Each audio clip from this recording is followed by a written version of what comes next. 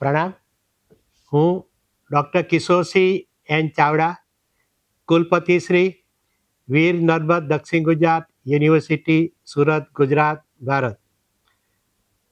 આદરણીય પ્રધાનમંત્રી શ્રી નરેન્દ્રભાઈ મોદી સાહેબના નેતૃત્વમાં હાલમાં સંસદમાં જે પેપર લીક પ્રકરણની અંદર જે કડકમાં કડક શિક્ષાની જે જોગવાઈઓ કરવામાં આવી છે તેને હું સરાહું છું, અભિનંદન પણ આપું છું. અને એટલા માટે કે આપણે જે યુનિવર્સિટી છે, યુનિવર્સિટીની અંદર દર વર્ષે 1,50,000 કરતાં વધારે વિદ્યાર્થીઓ નિયમિત પરીક્ષા આપતા હોય છે, સત્રમાં 2 વાર.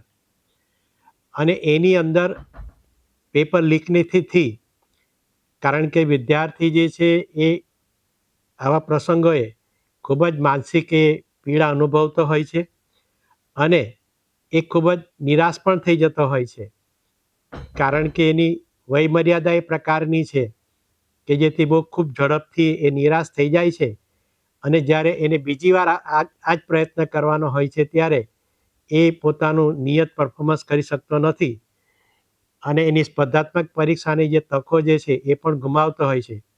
આપણી યુનિવર્સિટીની અંદર સ્પર્ધાત્મક પરીક્ષાના યુપીએસસી, જીપીએસસીના ગુજરાત સરકાર માન્ય એ વિવેકાનંદ સ્પર્ધાત્મક સેન્ટર પણ ચાલે છે, આપણી યુનિવર્સિટીનું પણ ચાલે છે. આ ઉપરાંત આપણી પાસે જે વિદ્યાર્થીઓ જે છે એમાંના મોટા ભાગના વિનયન વિદ્યાશાખાના છે, જેની અંદર મોટે ભાગે વિદ્યાર્થીઓ એ સ્પર્ધાત્મક પરીક્ષામાં બેસતા હોય છે.